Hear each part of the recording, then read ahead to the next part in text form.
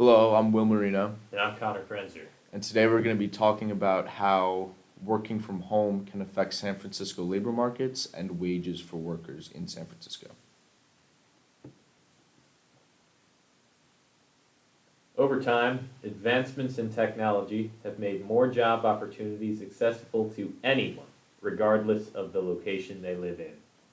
After World War II, automobiles allowed people to move and seek employment outside their direct neighborhoods, and expansive suburbs sprung up to accommodate these new employment opportunities. Today, especially in response to the COVID-19 pandemic, computers and telecommunications have allowed workers to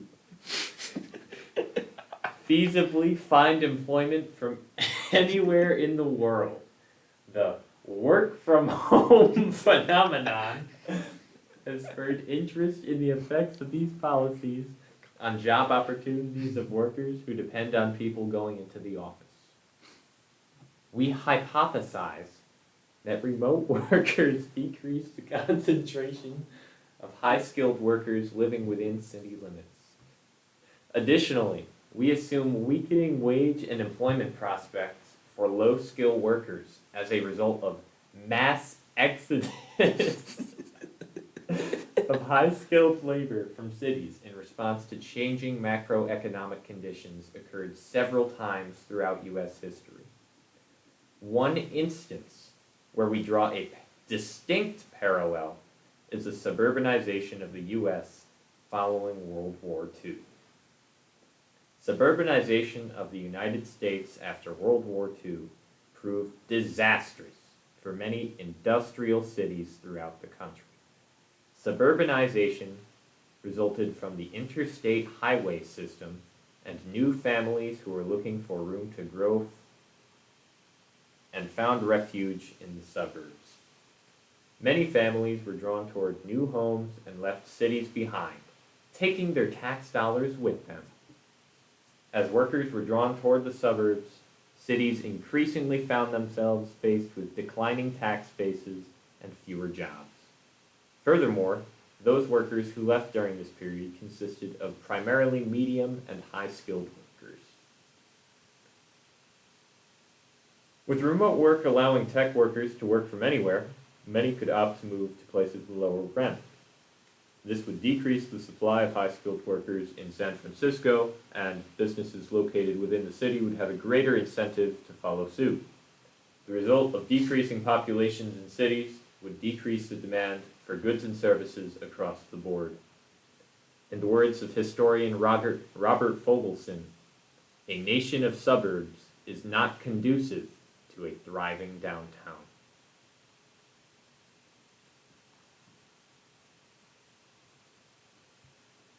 But why San Francisco? So, we chose San Francisco as an ideal fit for our study for multiple reasons. So, one of the reasons is that it has well established and close knit offices of many different sectors of the labor force. Another reason is the diverse community that lives in San Francisco, all different types of people, races, and all that. And another reason is because of the high volume of high skill labor that resides in San Francisco. And there are large numbers of tech and startup companies that are based in San Francisco. So if there were to be some sort of large scale shift from working in person to working remotely, then San Francisco would definitely feel the effects more strongly than other cities because of the amount of high skilled tech jobs that are performed in San Francisco and how they can easily move around to anywhere around the world, basically.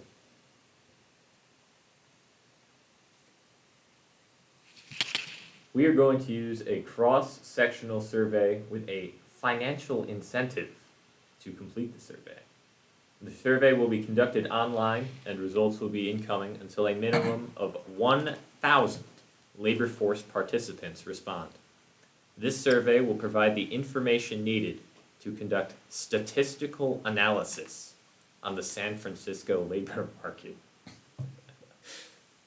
Excuse me. The survey will collect information on basic demographics, annual income, employment status, proximity to San Francisco, and remote work capabilities. We plan to perform several approaches to inferential statistics. To quantify the influence remote work has on income levels, linear regression will be used. The predictors of the linear regression models will include age, sex, race, remote work intensity, which we define as the product of the percentage of tasks that could be completed remotely and the number of hours worked remotely each week, the education level of the worker, and remote work productivity. We expect that older workers will have higher incomes, meaning a positive beta coefficient, that men will have higher intercepts than females, that white and Asian workers will have higher incomes than black and Hispanic respondents. Remote work intensity will also have a positive beta coefficient. Education will have a positive coefficient on wages, and that remote work will have a positive coefficient with wage. We will test for statistical significance among the variables, paying special attention to the remote work intensity variable, which we define as the product of the number of hours per week an employee works remotely and the percentage of tasks the workers claimed to be able to complete remotely, to establish causality. Little economic research includes a variable measuring the remote work intensity of workers, so our study provides unique insight into the effects of remote work on the income levels of urban workers. Due to the nature of the data collection process, we anticipate a plethora of issues that accompany the utilization of a survey. A classic issue associated with surveys is response bias.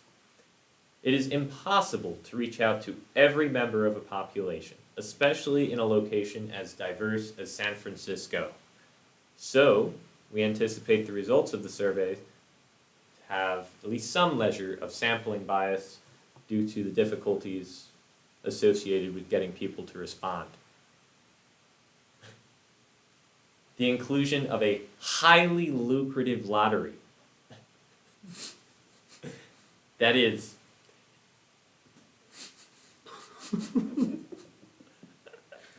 a $10 gift card to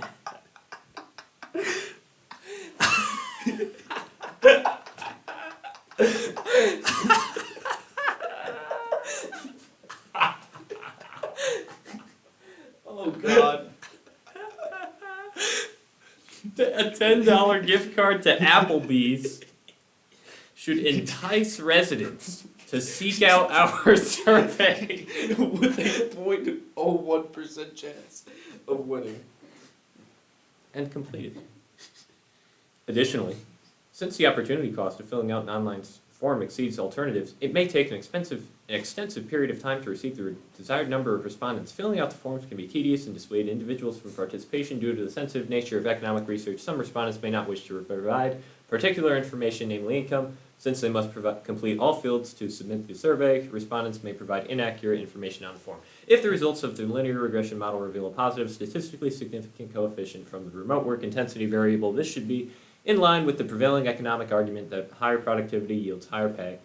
If remote work permits higher productivity, we should expect these workers to have higher incomes. A statistically significant coefficient that is negative means that the more remote work capabilities workers have, the lower incomes these workers receive. We expect remote work to increase productivity as those workers whose productivity is hampered by remote work would be inclined to commute.